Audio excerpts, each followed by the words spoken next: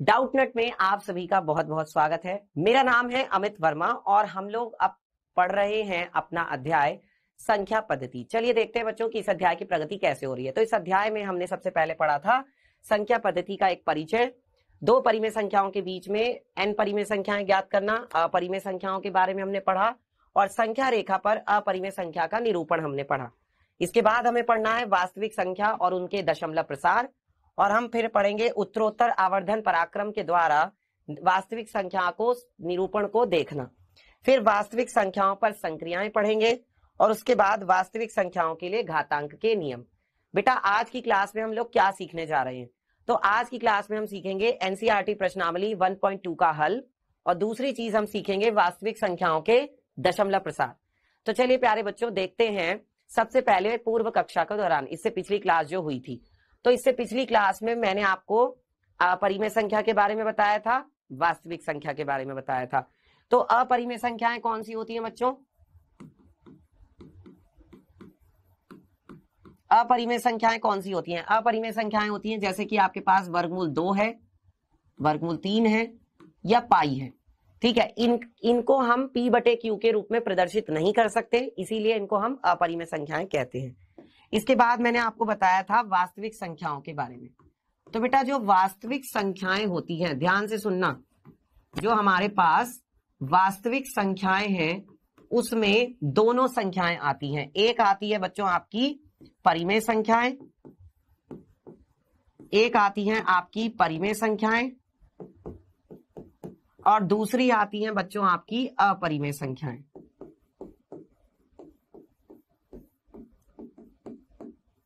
एक आती हैं आपकी परिमेय संख्याएं और दूसरी आती हैं आपकी अपरिमेय संख्याएं। अगर परिमेय और अपरिमेय संख्याएं दोनों को एक साथ मिला देते हैं तो हमें मिलती हैं वास्तविक संख्याएं। ठीक है, चलिए अब बच्चों इसके बाद हमने संख्या रेखा पर अपरिमेय संख्याओं का निरूपण भी सीखा था। तो उसके लिए मैंने आपको बताया था कि भाई एक होगा आपके पास समकोण त्रिभुज, एक आपके पास क्या होगा? समकोण त्रिभुज, जिसमें एक कोण कितना होता है? 90 डिग्री। यहां पर आप एक एकक दूरी लेते हैं, यहां पर आप एक एकक दूरी लेते हैं, तो ये एक, तो ये आपका क्या हो जाता है? वर्गमूल 2 हो जाता है। ठीक है, और अगर आपको वर्गमूल 3 दिखाना है तो उसके लिए आपको क्या लेना पड़ेगा? यहां पर 1 लेना पड़ेगा, यहां पर आपको वर्गमूल 2 लेना पड़ेगा, यहां 1 लेना पड़ेगा, तब जाकर आपका ये वर्गमूल 3 आ जाएगा। ठीक है, इस तरीके से हमने संख्या रेखा पर वास्तविक संख्याओं का निरूपण सीखा था। अब आगे बढ़ते हैं बच्चों और अपनी एनसीईआरटी प्रश्नावली के कुछ सवाल देखते हैं। तो बेटा जैसा कि आप देख रहे हैं यहाँ पर सत्य असत्य कथन पूछा गया है। ये कह रहे हैं कि निम्न कथन सत्य है या असत्य बताइए और अपने उत्तर के लिए कारण भी दीजिए, मतलब रीजन भी बताना है कि ऐसा क्यों है। तो बच्चों देखो क्या कहा जा रहा है कि प्रत्येक अपरिमेय संख्या एक वास्तविक संख्या होती है।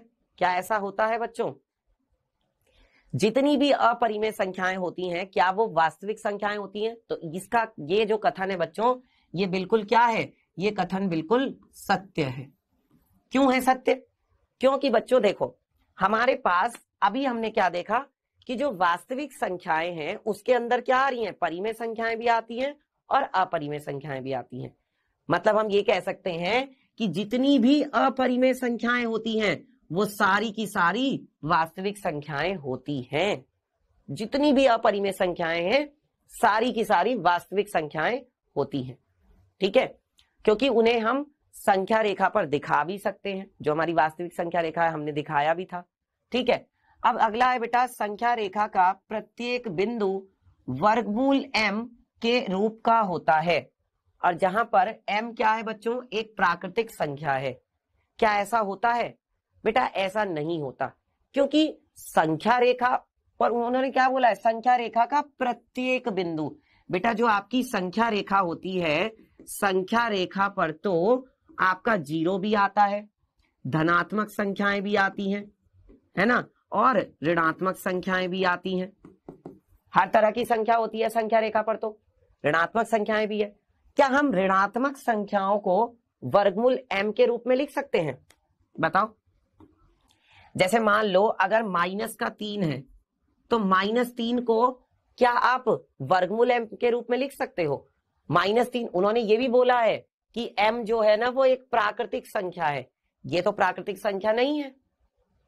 और -3 को हम वर्गमूल के रूप में तो नहीं लिख सकते, -3 को बेटा हम वर्गमूल m के रूप में तो नहीं लिख सकते। ये कोई जरूरी तो नहीं है ना कि अगर कोई ऋणात्मक संख्या है तो वो वर्गमूल भी हो, वो वर्गमूल वाली संख्या भी हो, ऐसा तो नहीं होता। इसका मतलब ये हुआ कि ये जो कथन है बच्चों, ये कथन बिल्कुल असत्य है। ऐसा नहीं होता बेटा, ऐसा नहीं होता। ठीक है, चलिए अगला क्या है, प्रत्येक वास्तविक संख्या जो है, जितनी भी वास्तविक संख्याएं हैं वो सारी की सारी अपरिमेय संख्या होती हैं। अब मुझे बताओ क्या ये कथन सत्य है? ये पहले वाले कथन का बिल्कुल उल्टा है कि जितनी भी आपकी वास्तविक संख्याएं, बेटा वास्तविक संख्याओं में तो परिमेय संख्याएं भी आती हैं।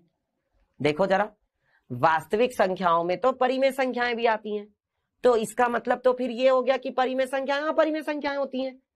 ऐसा होगा क्या? ये कह रहे हैं कथन में कि जितनी भी वास्तविक संख्याएं हैं वो सारी की सारी अपरिमेय संख्या होती हैं। ऐसा तो नहीं होता बेटा, वास्तविक संख्याओं में तो परिमेय संख्याएं भी आती हैं। अब परिमेय संख्याएं अपरिमेय संख्याएं तो नहीं हो सकती। इसका मतलब क्या हुआ? इसका मतलब ये हुआ, अब जैसे मान लो, मैं आपको एग्जांपल दे देता हूं, मान लो 1/2 है, तो 1/2 क्या है? वास्तविक संख्या है, पर क्या ये अपरिमेय संख्या है? ये तो परिमेय संख्या है। जैसे हमारे पास क्या है बच्चों, 5 है, 5 क्या है? एक वास्तविक संख्या है, क्या ये एक अपरिमेय संख्या है? नहीं, ये तो बेटा एक परिमेय संख्या है। तो इसका मतलब ये कथन भी क्या है? असत्य है। ये कथन भी क्या है बच्चों? असत्य है। ठीक है, हर एक परिमेय वास्तविक संख्या जो है अपरिमेय संख्या नहीं होती। प्रत्येक वास्तविक संख्या एक अपरिमेय संख्या होती है, ये नहीं होता। ठीक है, चलिए आगे बढ़ते हैं बच्चों। इसके बाद अगला है सवाल, दिखाइए कि संख्या रेखा पर वर्गमूल 5 को किस प्रकार निरूपित किया जा सकता है। देखो, हमने वर्गमूल 2 को निरूपित किया था, वर्गमूल 3 को किया था, अब हमें करना है वर्गमूल 5 को। तो कैसे करेंगे बताओ, क्या करना चाहिए हमें? तो बच्चों इसके लिए आपको क्या करना है मैं आपको बता देता हूं। देखो, 5 को आप लिख सकते हो 4 + 1। 4 और 1 कितना होता है? 5 होता है ना।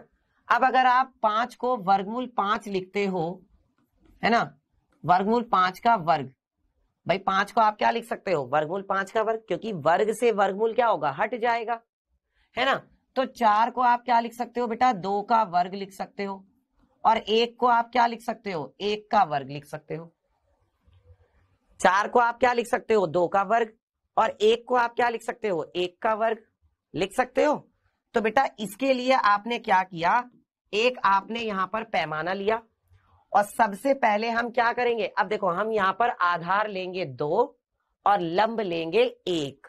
ठीक है, हम क्या लेंगे बच्चों? ध्यान से देखो, जब हम समकोण त्रिभुज बनाएंगे तो इसमें आधार तो लेंगे हम 2 और लंब लेंगे 1, तब जाके हमारा ये आ जाएगा वर्गमूल के अंदर 5।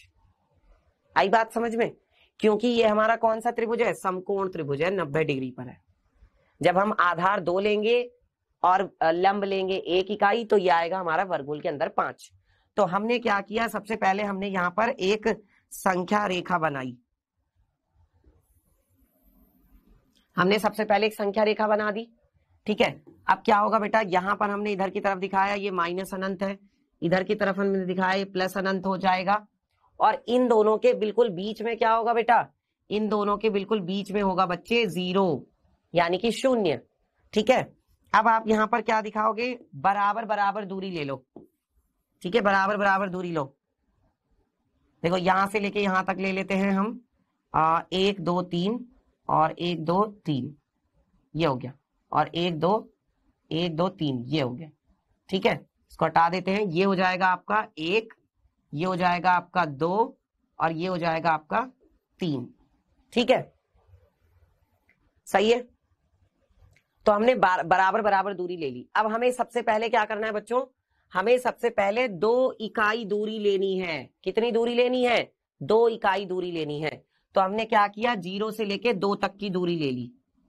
ये देखो हमने क्या किया, सबसे पहले हमने 0 से लेकर के 2 तक की दूरी ले ली 0 से 2 तक की हमने दूरी ले ली। उसके बाद हम क्या करेंगे बच्चों, अब इसको हम कह देते हैं बिंदु ए। इसको हम कौन सा बिंदु कह देते हैं, बिंदु ए। ठीक है, अब आप क्या करोगे, ए बिंदु पर 90 डिग्री का कोण बनाती हुई एक किरण खींचोगे। 90 डिग्री का कोण बनाती हुई एक किरण खींचो। तो उसके लिए आपको क्या चाहिए, चांदा चाहिए। देखो मेरे स्केल में 90 डिग्री का कोण आता है, तो मैं तो स्केल से बना दूंगा। आप लोगों के स्केल में पता तो चलेगा नहीं, तो आप चांदा लेना और चांदे से 90 डिग्री का कोण बनाना। ठीक है, मैंने बता दिया है कि कैसे करते हैं, ये मैं बता चुका हूं। देखो मैंने 90 डिग्री का कोण लिया, यहां रखा 2 पर, और एक किरण खींचेंगे। ये देखो, ये मैंने किरण खींच दी और इसको हमने ये, ठीक है। और चाहो तो इसको आप नाम दे दो x। ठीक है, इसके बाद बेटा 2 इकाई दूरी तो हम ये ले ही चुके हैं। अब हमें लंब पर कितनी दूरी लेनी है, 1 इकाई दूरी लेनी है, 1। तो 1 इकाई दूरी कहां से कहां तक है बेटा, यहां से लेके यहां तक ये 1 इकाई दूरी है। ये आपकी 1 इकाई दूरी है, 0 से लेके 1 तक की, या मान लो 1 से लेके 2 तक की, वो भी 1 इकाई दूरी है। 2 से लेके 3 तक की भी 1 इकाई दूरी है, क्योंकि हमने बराबर बराबर दूरी ली है। तो अब हम क्या करेंगे, अब हम लेंगे बच्चों प्रकार, और प्रकार में हम 0 से लेकर कहां तक की दूरी लेंगे, 1 तक की दूरी लेंगे। ये देखो मैंने क्या किया बेटा, मैंने 0 से लेकर 1 तक की दूरी ले ली। अब प्रकार की नोक को कहां रखोगे, ए बिंदु पर रखोगे। और अब आपको लगाना है बच्चे चाप, कहां पर, जो आपने ये किरण खींची है इस किरण पर। अब आपको क्या करना है, चाप लगाना है। तो ये देखो मैंने चाप लगा दिया। अब इसको हटा देते हैं, लगा दिया।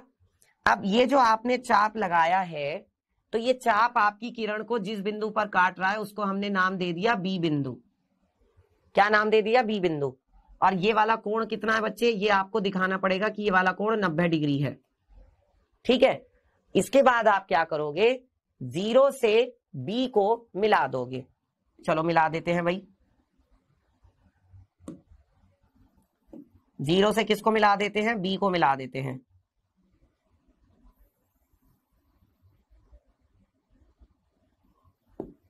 ये देखो मिला दिया। अब आपको क्या करना है, 0 से लेके बी तक की दूरी लेनी है प्रकार में। मैं बहुत आराम आराम से एक एक चीज, एक एक स्टेप बता रहा हूं बेटा। 0 से लेकर के कहां तक की दूरी लेनी है प्रकार में, बी तक की। ये देखो मैंने 0 से लेके प्रकार में बी तक की दूरी ली, और अब हम क्या करेंगे, संख्या रेखा पर एक चाप लगा देंगे। लगाओ चाप जल्दी से, कहां पर, संख्या रेखा पर। तो इसको नीचे लाते हैं, और ये देखो ये हमने चाप लगा दिया। अब इसको हटा देते हैं। तो आप देखो ना, 4 का वर्गमूल कितना होता है, 2। जानते हो ना बेटा, अगर आप वर्गमूल 4 का मान निकालते हो तो वो कितना आता है, 2 आता है। अब मान लो 4 से बड़ी संख्या अगर आएगी वर्गमूल के अंदर, 5 आया, तो इसका मान 2 दशमलव कुछ कुछ आएगा, मतलब 2 से थोड़ा सा ज्यादा आएगा। तो वही देखो 2 से थोड़ा सा ज्यादा आ रहा है, 2 से थोड़ा सा ज्यादा आ रहा है। और ये बिल्कुल मान अब सटीक है, बिल्कुल सटीक स्थिति है। हमने अंदाजे से नहीं किया, अब हमने अंदाजे से नहीं किया है, अब हमने एक एक चीज बिल्कुल नाप तोल कर की है। अब हमने बिल्कुल नाप तोल कर एक एक चीजें की है, तो अब कोई अंदाजा नहीं है यहाँ पे। अब यही जो है ना बच्चों, यही सटीक स्थान होगा किसका, ये जो आपका है बिंदु, ये आपका मान लीजिए बिंदु P है, और ये किसको दिखाएगा, ये वर्गमूल 5 को प्रदर्शित करेगा। किसको प्रदर्शित करेगा बच्चों, वर्गमूल 5 को। तो देख लो संख्या रेखा पर किसका निरूपण हो चुका है, वर्गमूल 5 का निरूपण हो चुका है। समझ में आया सबको, सबको समझ में आ गया ना। हमने 2 दूरी ली, 2 इकाई दूरी, और फिर हमने 1 इकाई दूरी ली।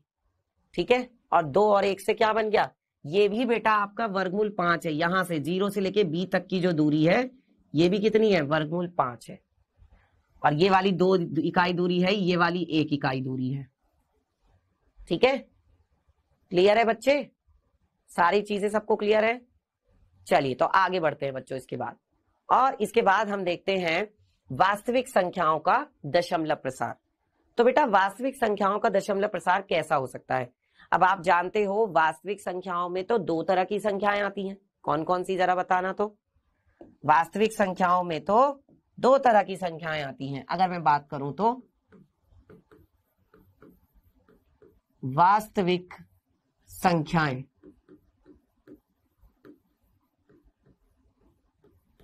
तो बेटा वास्तविक संख्याओं में तो दो तरह की संख्याएं आती हैं। कौन कौन सी? एक आपकी संख्या आती है बच्चे परिमेय संख्या,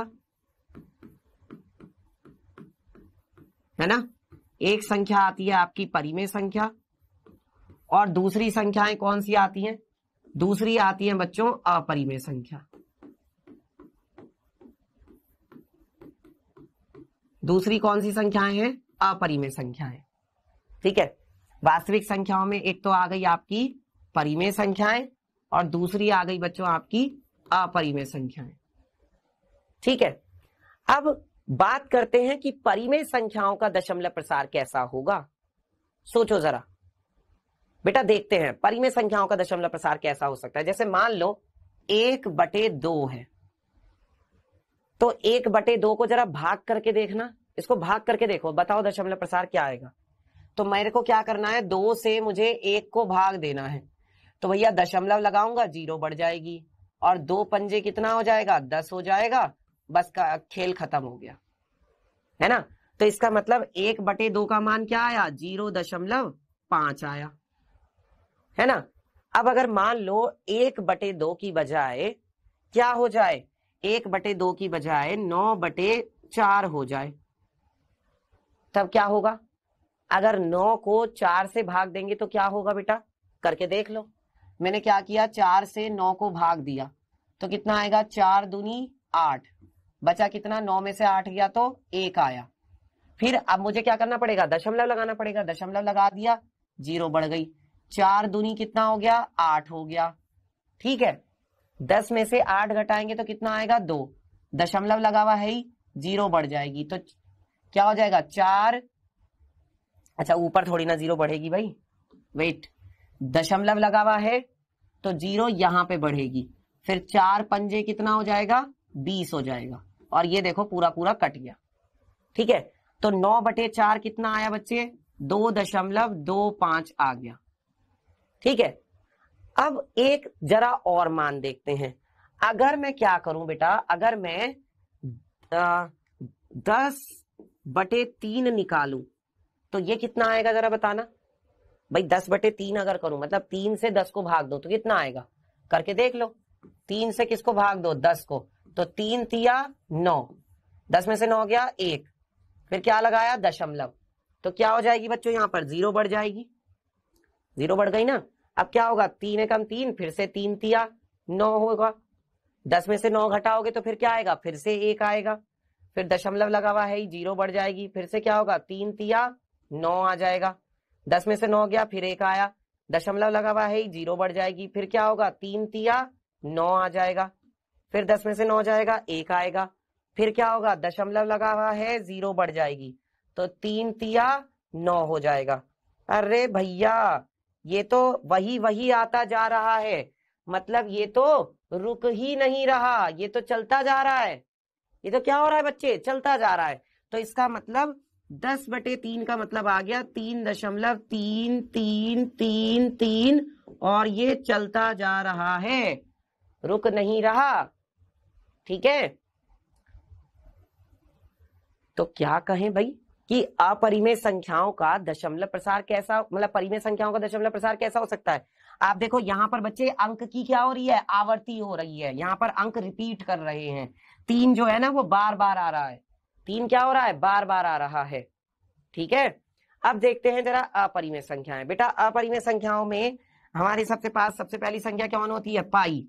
पाई का मान होता है 3.1415926, और इसके बाद भी ये रुकता नहीं है, चलता जाता है। ठीक है, अगर बात की जाए वर्गमूल 2 की, तो वर्गमूल 2 का मान होता है 1.414, और इसके बाद ये भी क्या होता जाता है, चलता जाता है, इसमें भी कोई अंक रिपीट नहीं करता है। ठीक है, वर्गमूल 3 की बात की जाए तो इसका मान कितना होता है 1.7321 और ये भी क्या होता है बच्चों चलता जाता है रुकता नहीं है।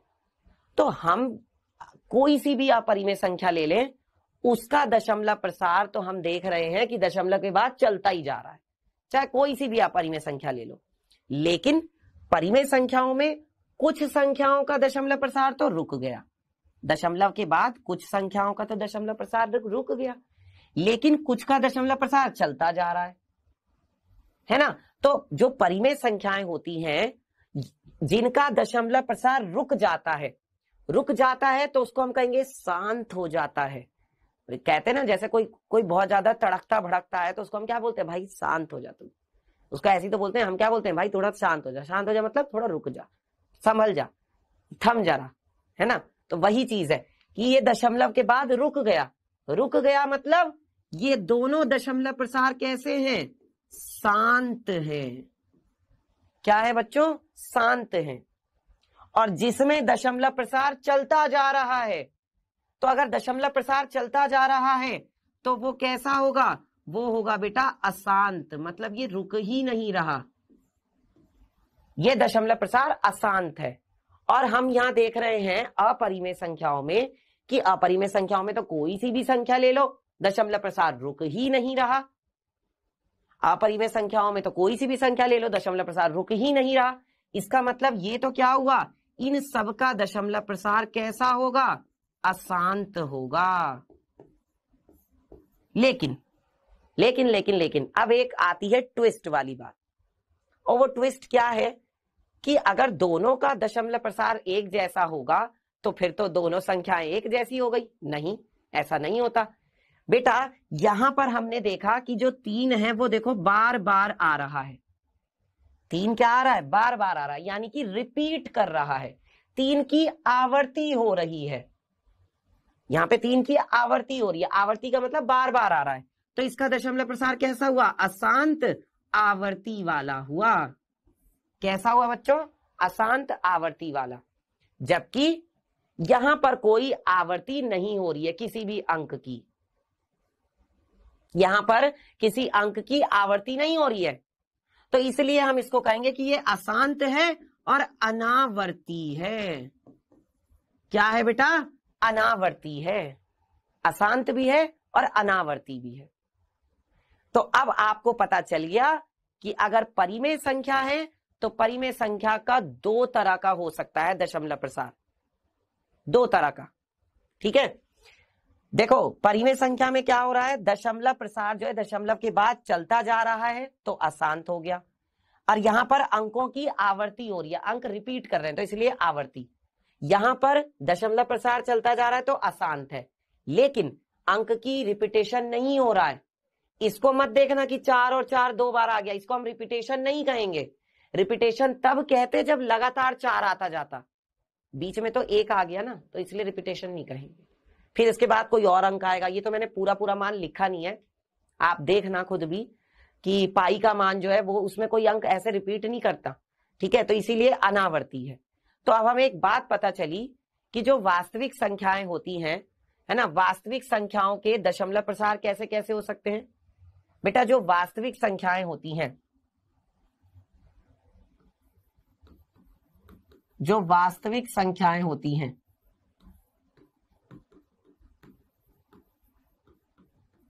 तो वास्तविक संख्याओं के दशमलव प्रसार कुछ इस तरीके के हो सकते हैं, जैसा कि आप यहां पर देख पा रहे हैं। क्या कि भाई शांत दशमलव प्रसार और अशांत आवर्ती दशमलव प्रसार और अशांत अनावर्ती दशमलव प्रसार। अब ये दोनों किसके होंगे और ये किसका होगा, सोचने वाली बात है। तो बेटा देखो, जो ये शांत दशमलव प्रसार है और अशांत आवर्ती दशमलव प्रसार है, ये दोनों तो किसका होगा, ये दोनों तो होगा बेटा परिमेय संख्याओं का। ये दोनों किसका होगा परिमेय संख्याओं का, ये वाला भी और ये वाला भी। ठीक है, और जो ये दूसरा वाला है ना, कौन सा अशांत अनावर्ती दशमलव प्रसार, ये होगा बेटा अपरिमेय संख्याओं का। ये किसका होगा, ये अपरिमेय संख्याओं का होगा। ठीक है, ये वाला जो है, आई बात समझ में। चलिए, तो इसको आप ध्यान रखिएगा आप लोग।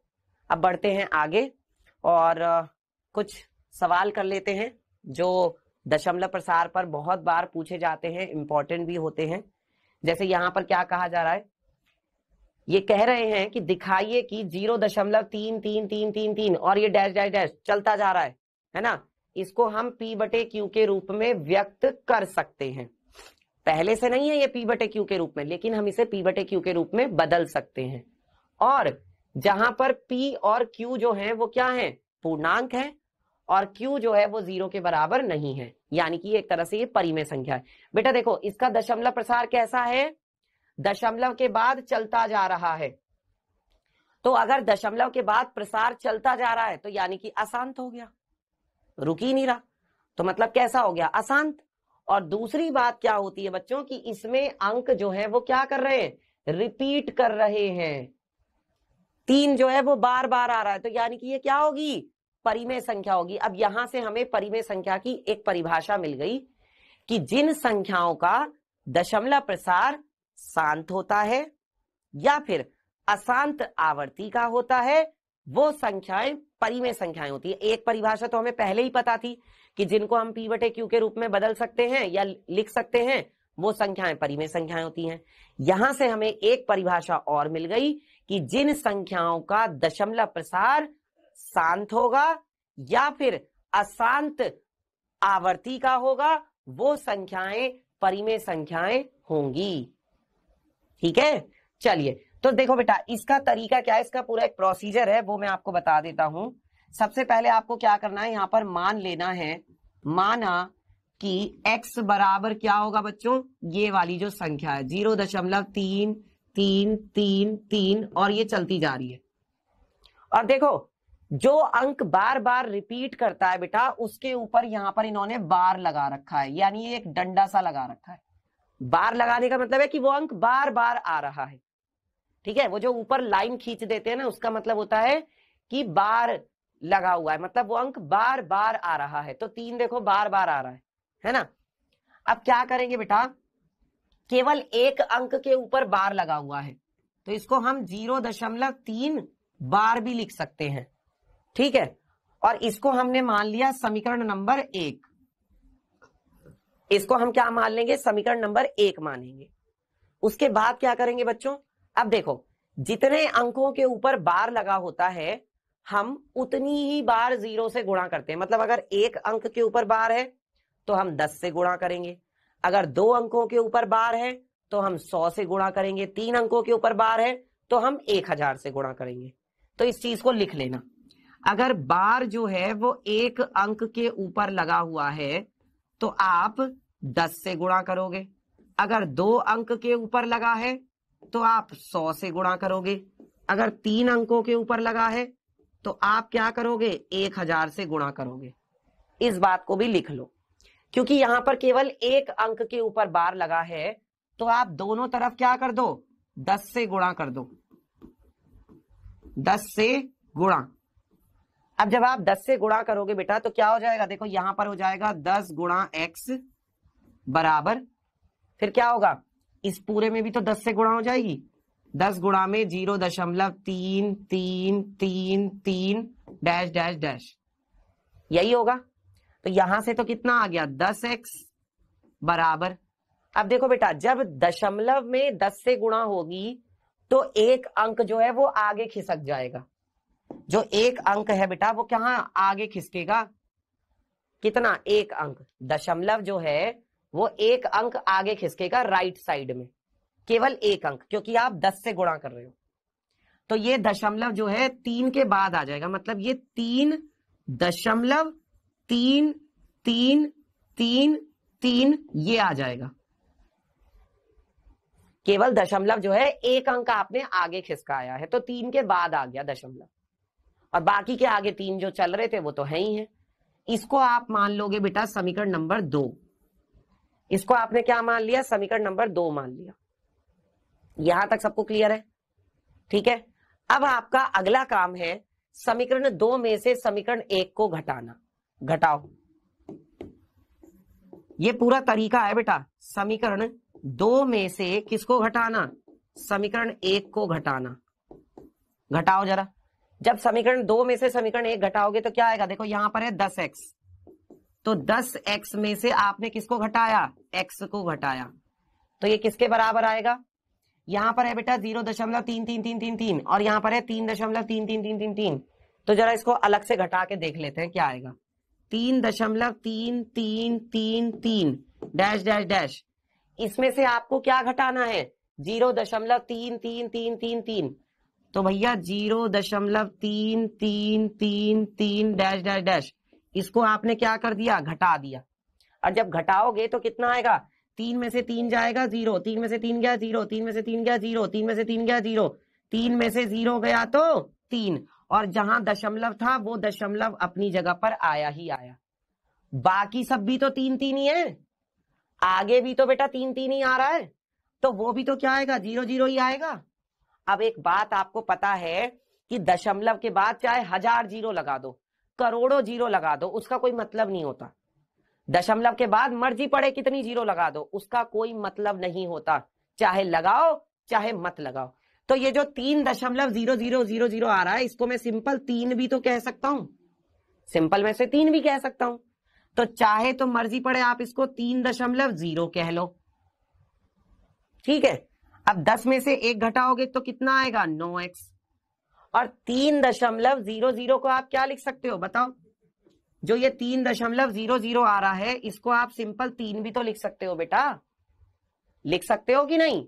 लिख सकते हो, क्योंकि दशमलव के बाद कितनी भी जीरो लगाओ उसका कोई मतलब नहीं है, ठीक है। और 10 में से 1 गया तो 9x आया। 9x बराबर 3 है, तो x बराबर कितना होगा बताओ? अगर 9x बराबर 3 है तो x बराबर कितना होगा बेटा जी? देखो यहां से x बराबर कितना आ जाएगा? x बराबर आ जाएगा 3/9। 9 जो है बटे में चला गया, अब 3 के पहाड़े में तो 9 आता है, तो x बराबर कितना हो जाएगा? 3 एकम 3, 3 तिया 9। तो बेटा जो आपका x था वो कितना आ गया? 1/3। इसका मतलब जो आपका x था वो आपने माना क्या था? 0.33333, ठीक है। तो आप कह सकते हो कि जो 0.3333 ये है ना, ये किसके बराबर है? ये 1/3 के बराबर है। समझ में आया? और बेटा देखो ये जो 1/3 आया है, ये आपका किस रूप में है? ये आपका P/Q के रूप में है कि नहीं है? जो आपका ये 1/3 आया है, ये किस रूप में है? P/Q के रूप में है। और यहां पर Q जो है वो 0 भी नहीं है, Q 0 नहीं होना चाहिए था, यहां पे Q 3 है, 0 नहीं है।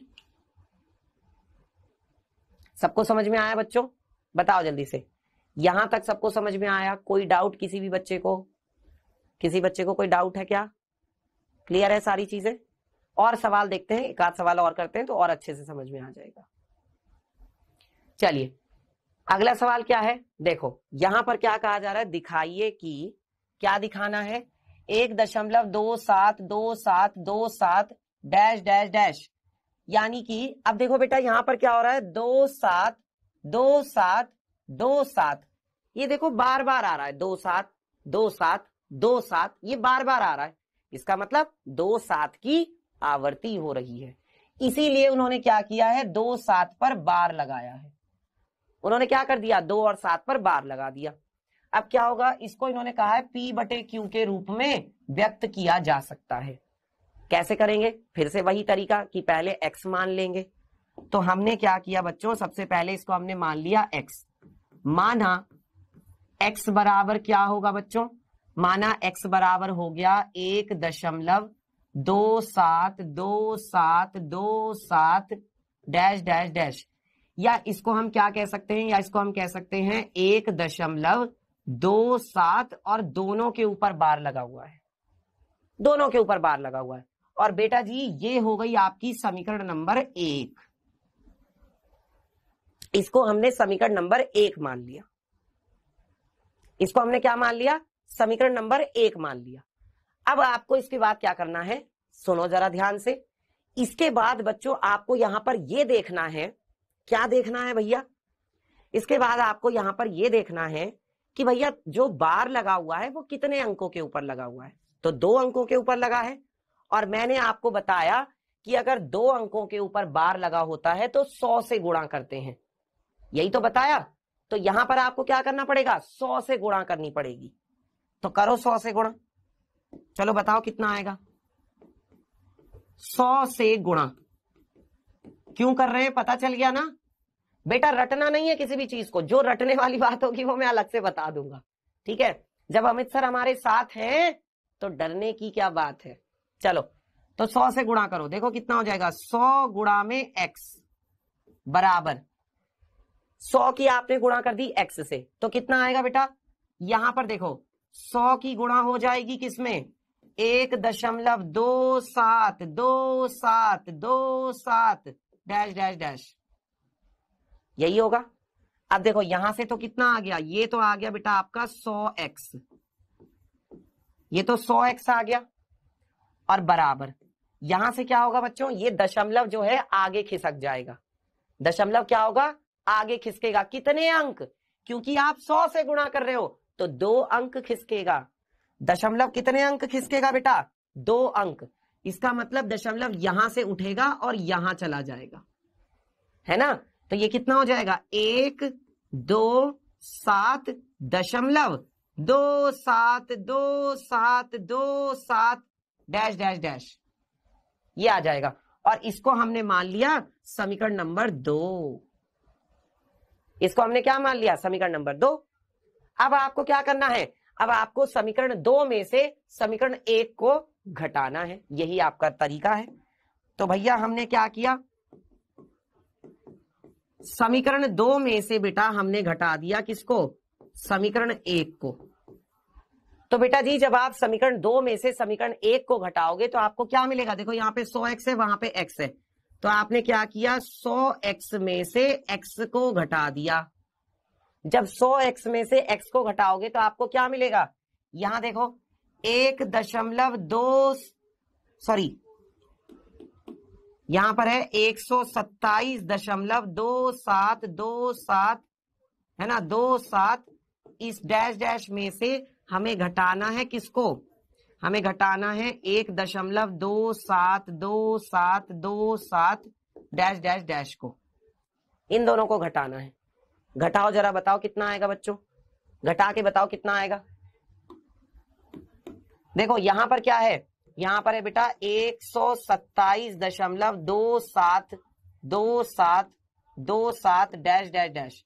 इसमें से हमें क्या घटाना है, इसमें से हमें घटाना है, देखो दशमलव के नीचे दशमलव रखना तो गड़बड़ नहीं होगी।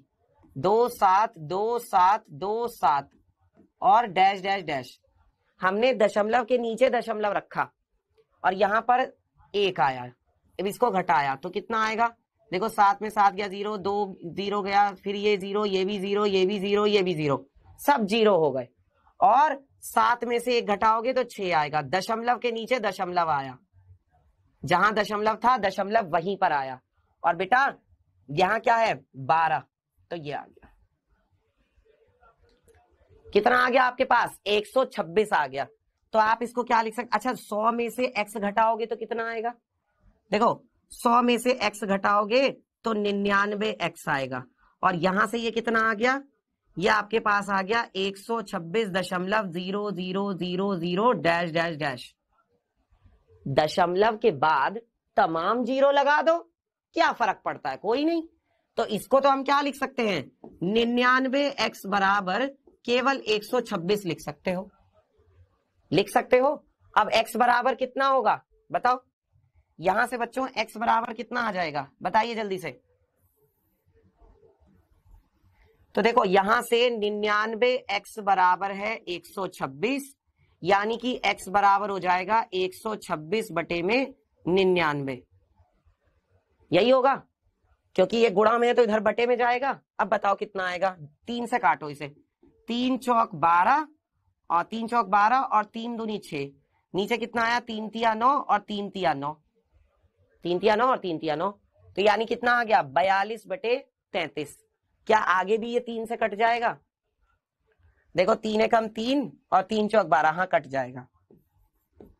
ये आएगा आपका 3 एकम 3 और 3 चौक 12, नीचे आएगा 3 एकम 3 और 3 एकम 3, यानी ये कितना आया 14/11।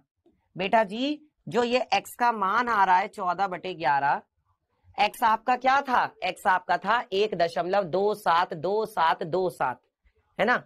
x आपका क्या था, x आपका था बेटा देखो x आपका था 1.272727 डैश डैश डैश, और ये किसके बराबर आया, ये आया 14/11 के बराबर। तो बच्चे ये जो आपका 14/11 आ रहा है ये तो क्या है, ये तो P/Q रूप है। ये तो कौन सा रूप है, P/Q। और यहां पर Q कितना है, यहां पर Q है बेटा 11। अगर आप तुलना करो तो Q कितना है, 11 है। और 11 का मतलब क्या, 0 के बराबर नहीं है। तो बिल्कुल सही बात है, यही तो उन्होंने कहा था। उन्होंने क्या कहा था कि Q 0 के बराबर नहीं होना चाहिए और P और Q क्या होने चाहिए, पूर्णांक होने चाहिए। तो P और Q पूर्णांक ही तो हैं, 14 और 11 क्या है, पूर्णांक ही तो हैं। ठीक है, तो जो आपकी संख्या है 1.272727 वो किसके बराबर, 14/11। 14/11 कैसी संख्या, परिमेय संख्या है। ठीक है बच्चों, आई होप कि आप सभी बच्चों को यहां तक अच्छे से समझ में सारी चीजें आ गई होंगी। क्लियर, समझ में आ गया ना। चलिए अब हम लोग करते हैं बच्चों क्विज। क्विज का आंसर आप लोग ध्यान से देंगे, ठीक है, तैयार है। तो ये रहा बच्चों पहला सवाल, अपरिमेय संख्या का दशमलव प्रसार होता है, कैसा होता है बच्चों बताना। जो अपरिमेय संख्याएं होती हैं उनका दशमलव प्रसार कैसा होता है।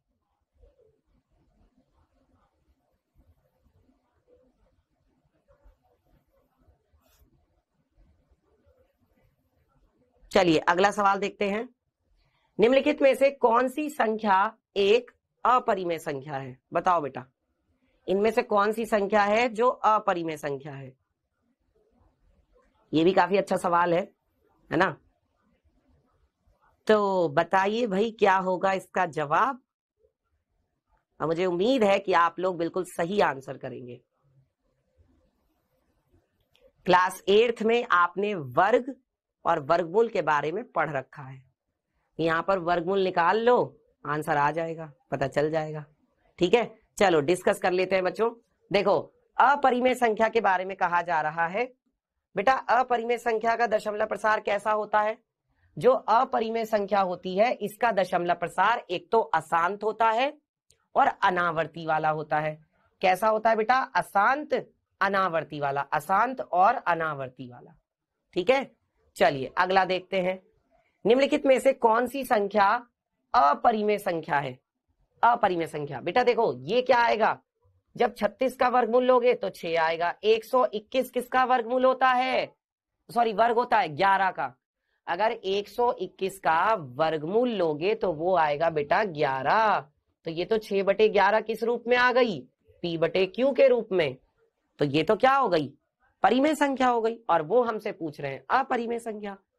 अच्छा 121 का वर्गमूल लोगे तो क्या आएगा 11। बेटा 11 को क्या लिख सकते हो, 11 को लिख सकते हो 11/1। तो 11/1 भी तो किस रूप में है, P/Q के रूप में। इसका मतलब ये भी परिमेय संख्या है। और वर्गमूल 11 नहीं, ये तो क्या है बच्चों, अपरिमेय संख्या। तो यही आपका विकल्प सही है, वर्गमूल 11 जो है वो क्या है, एक अपरिमेय संख्या है। ठीक है, चलिए तो आज के लिए प्यारे बच्चों बस इतना ही रखते हैं। आज देखते हैं हमने क्या क्या सीखा। तो बेटा आज हमने एक तो अपनी एनसीईआरटी प्रश्नावली 1.2 के कुछ एक आध सवाल किए, और वास्तविक संख्याओं के हमने दशमलव प्रसार सीखा, जो कैसा होता है, या तो शांत, या फिर क्या होता है अशांत आवर्ती का, और या फिर क्या होता है अशांत अनावर्ती का। ठीक है, चलिए तो बेटा जी आज का होमवर्क मैंने आपको ऐप पर दे दिया है, जाकर आप कर सकते हैं। और अगली क्लास में हम लोग हमारी एनसीईआरटी प्रश्नावली 1.3 के सवालों को हल करेंगे। तो मिलते हैं फिर आपसे अगली क्लास में, तब तक के लिए सभी बच्चों का बहुत बहुत धन्यवाद।